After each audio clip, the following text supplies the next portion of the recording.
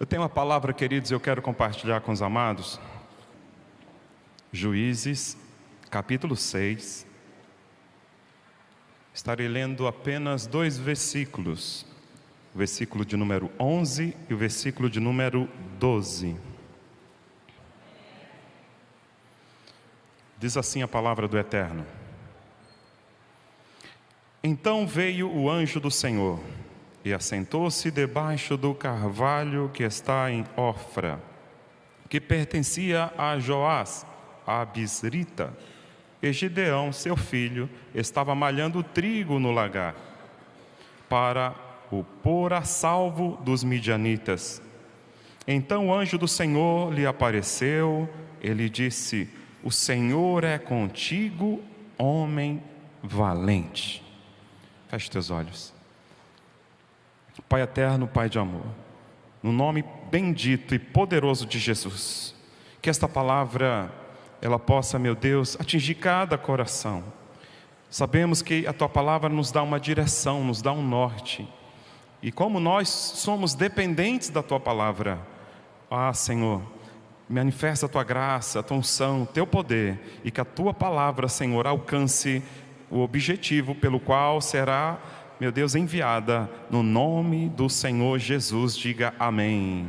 Diga graças a Deus.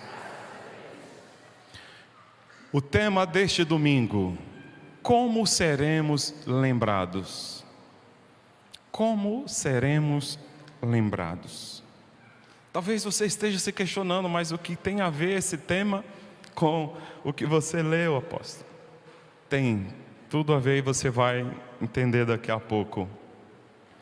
Como seremos lembrados? A nossa vida aqui na terra, ela passa muito rápido. Quando você olha para trás, aqueles que já têm aí mais de 30, né? Parece que foi ontem que você era uma criança, não? Uma adolescente. E o tempo vai passando e a gente não vai nem percebendo, a não ser quando a gente olha no espelho, a gente vai vendo uma ruguinha aqui, outra ali, o cabelo vai ficando branco, não é assim? Porque a vida passa depressa. Agora, eu quero que você preste atenção. Qual o legado que nós estaremos deixando? Qual o legado que você vai deixar para os seus filhos e netos? Tem gente que se preocupa em deixar bens materiais, não é? De deixar uma vida confortável para os seus filhos. Mas o maior legado é o exemplo. O maior legado é quando em vida você decidiu ser aquela pessoa que vai resolver problemas ao invés de criar problemas. Então, a mensagem de hoje é para você refletir: eu estou solucionando problemas ou estou criando problemas? Você sabia que tem pessoas na empresa onde quando ela chega para trabalhar, ela arruma problemas? Muda de empresa e continua causando os mesmos problemas. Começa a frequentar a igreja, mas causa problema até na igreja. Aí muda de igreja, leva consigo também os problemas. Porque é uma questão de sabedoria. Amados, a maioria dos problemas são causados por aquilo que sai da nossa boca. O poder da vida e da morte está na nossa língua. Você pode decidir hoje ser alguém que vai ajudar as pessoas a solucionarem os seus problemas, ao invés de criar novos problemas. Tem gente que muda de casa e arruma sempre confusão com os vizinhos. Aí o vizinho sabe que você vem na igreja. Você acha que ele vai querer vir na igreja? Não. Mas se você for aquela pessoa decidida a ajudar a solucionar problemas, vai ficar fácil de trazer as pessoas para a igreja, para a presença do Senhor. Amados, isso é muito sério. Você sabia que a maioria das pessoas que frequentam igrejas, elas conheceram Jesus através de um problema que elas estavam enfrentando? Sim ou não? Sim. Problema no casamento, problema de ordem espiritual, sentimental, estava com depressão, estava angustiado. Veio na igreja, recebeu um abraço, recebeu oração, recebeu um direcionamento, o Senhor visitou, o Senhor restaurou. Quem aqui veio para os caminhos do Senhor porque estava passando um sério problema? Faz assim. Aí, ó. Então, eu diria que teria mais pessoas ainda, mas todos nós, né, ou grande parte das pessoas, vem porque tinha um problema, não é? E a igreja é o lugar da gente buscar a Deus para que Ele também resolva os problemas. Eu contei hoje na reunião das 8, quando eu era criança, tinha um louvor que dizia assim: Deus resolve os seus problemas. Deus resolve os seus problemas. E é uma realidade. Agora, quando a gente conhece a verdade, nós passamos a buscar a Deus não porque Ele resolve problemas, mas porque Ele é o nosso Senhor, o nosso Salvador. Nós amamos ao Senhor por aquilo que Ele é, não por aquilo que Ele faz. Amém? Mas o fato de chegar até a igreja geralmente foi por causa de um problema. Amados, eu falei no culto das 8 de um homem que todos os anos se fala no nome dele. E olhe que já tem muitos anos que este homem morreu. Alguém aqui já ouviu falar do Prêmio Nobel? Ok. O Prêmio Nobel só existe porque este homem Nobel, né, ele decidiu mudar o legado que ele estava deixando para a sociedade. Ele, aos 16 anos, já era um especialista em química. E os pais dele, ele nasceu na Suécia, né, na cidade de Estocolmo. E aos 16 anos, ele começou a trabalhar com a nitroglicerina, que explodia com facilidade. Ele teve um irmão que morreu por causa disso. Os pais trabalhavam em Minas. E ele, estudando, pesquisando, ele acabou aperfeiçoando. E ele se tornou o inventor da dinamite. O tempo foi passando e ele continuou suas pesquisas. Acabou abrindo empresas que foram desenvolvendo armas 7 anos antes da sua morte. 7 anos antes. O irmão dele falece. E a notícia saiu lá da Suécia, chegou na França. E os jornais divulgavam o seguinte: o mercador da morte morreu. Mas ele não tinha morrido, quem tinha morrido tinha sido o irmão dele. E essa notícia se espalhou pelo mundo e chegou também a ele. E ele ficou para baixo, ele ficou assim frustrado, decepcionado do legado que ele estaria deixando para a próxima geração. E então ele faz uma carta. Nessa época ele e a sua família, né, eles já estavam milionários. E ele escreve uma carta, coloca no envelope e sela essa carta.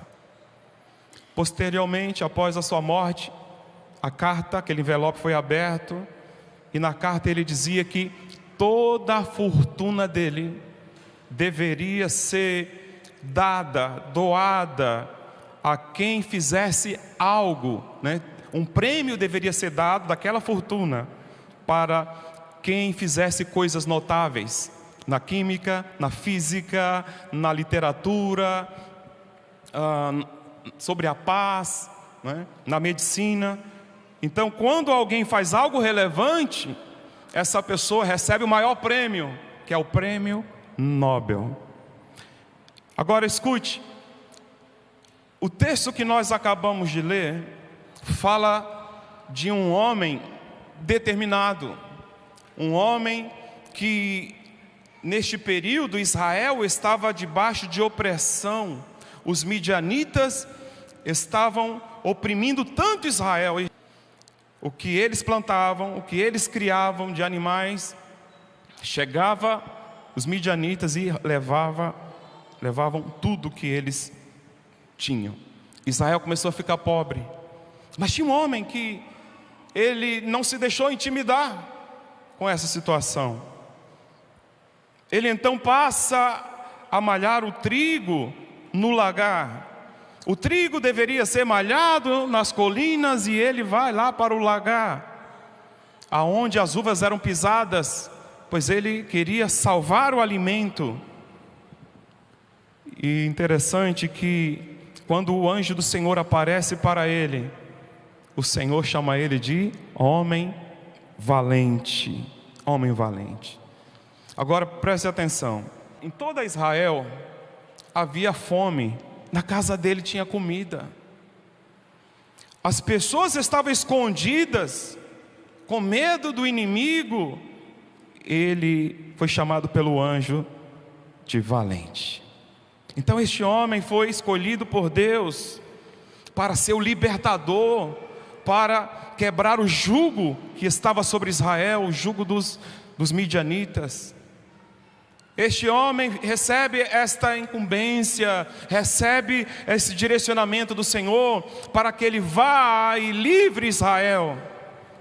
A princípio ele diz: mas quem sou eu? Eu sou o menor da minha casa, a minha família é a menor da tribo de Manassés. Então ele não se via capaz, mas o Senhor disse: vai nessa tua força, porque o Senhor é contigo. Amados, este homem começa um processo de libertação. E este processo começa pela sua própria casa, sua própria família. Havia culto a Baal, havia um poste ídolo, havia um bosque que camuflava tudo isso. Ele foi lá, cortou o bosque, destruiu a idolatria. E então começou o processo seletivo do exército de Israel. Estou aqui resumindo a história. Restou para ele apenas 300 soldados. Mas ele ia lutar com um exército de 135 mil soldados. Mas Deus deu estratégias, o Senhor deu direcionamento. E com 300 homens, Gideão derrota, vence os midianitas. Agora, eu quero que você preste muita atenção, porque depois que ele volta da guerra, depois dessa grande vitória, o povo de Israel chegou para ele e disseram assim: reina tu sobre nós, reina sobre nós.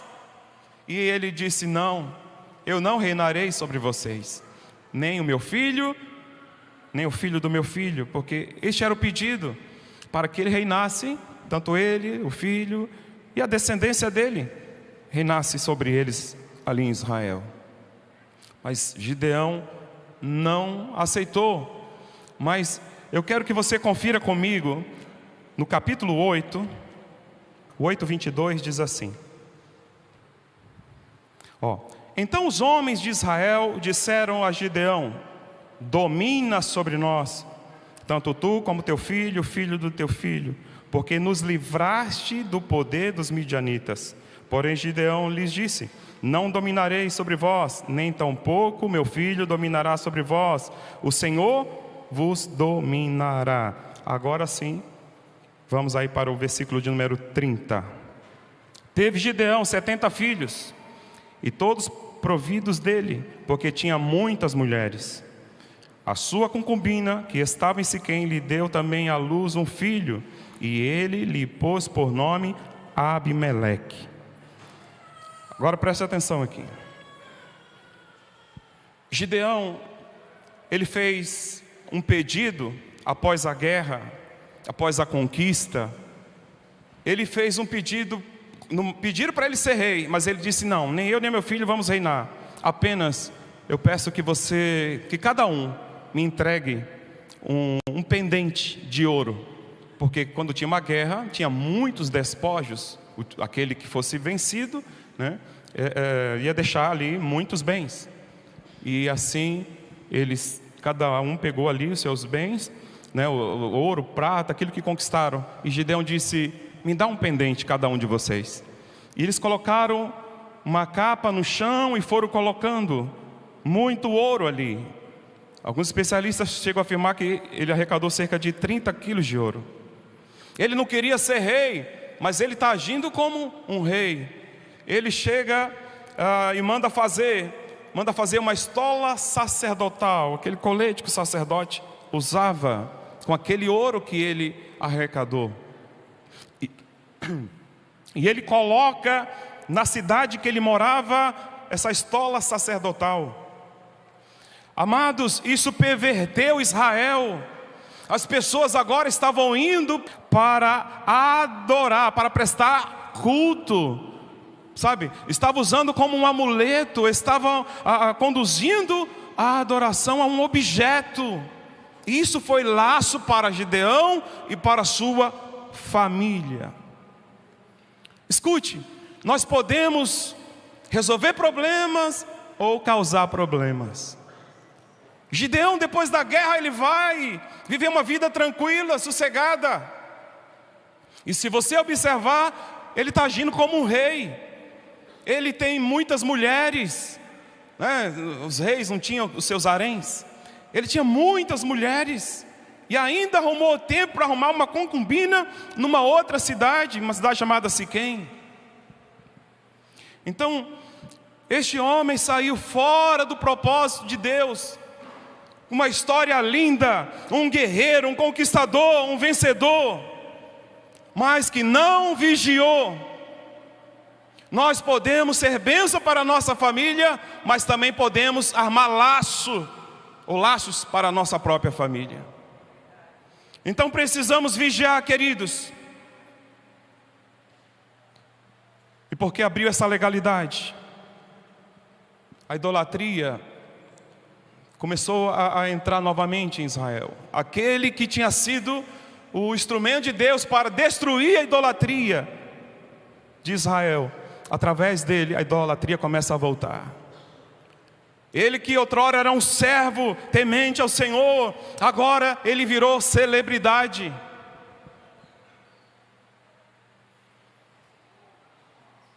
E um dos seus filhos, o filho da concubina, após a morte de Gideão, ele vai e mata todos os filhos de Gideão, sobrando apenas o caçula, Jotão. Então, observe que nós podemos arrumar problemas para a nossa própria vida e também para a nossa família. Não seja um causador de problemas. Seja aquela pessoa disposta, disponível para solucionar problemas. A palavra de Deus nos diz, eu quero que você abra aí comigo, Provérbios capítulo 12, versículo de número 18.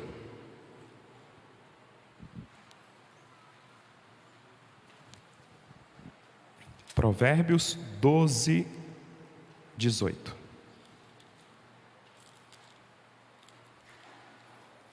Diz assim: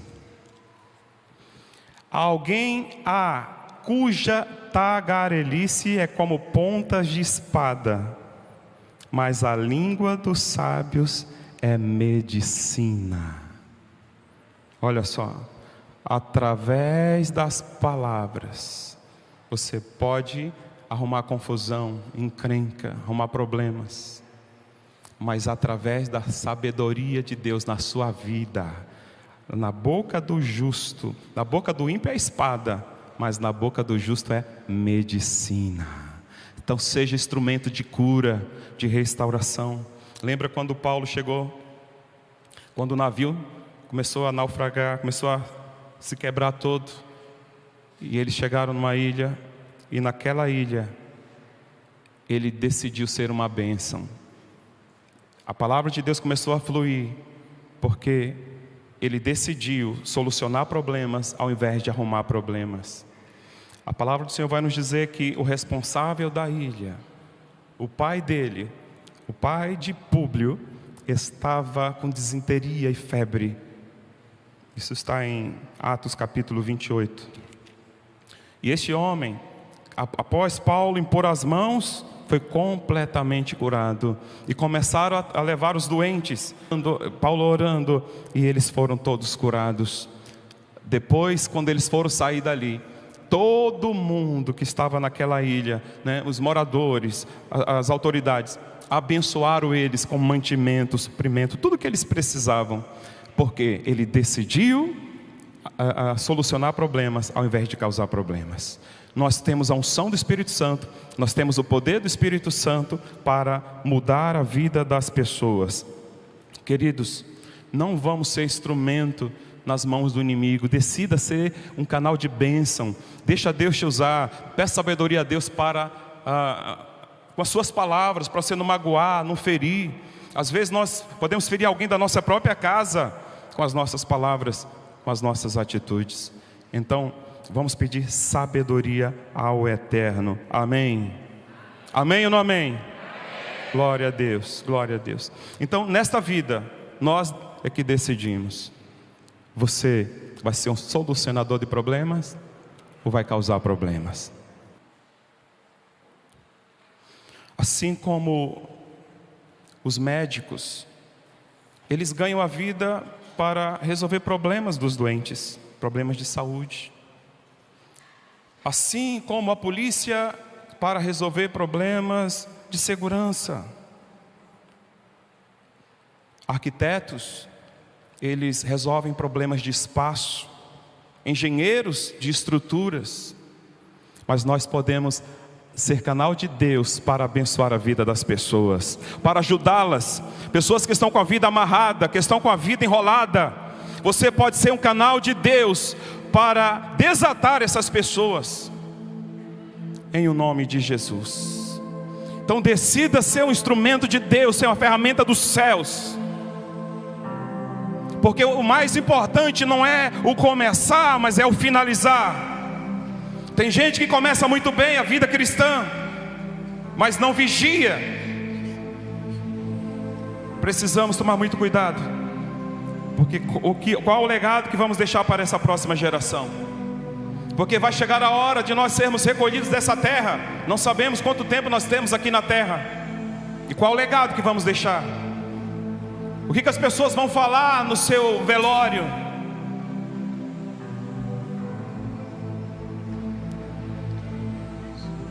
Eu disse no discipulado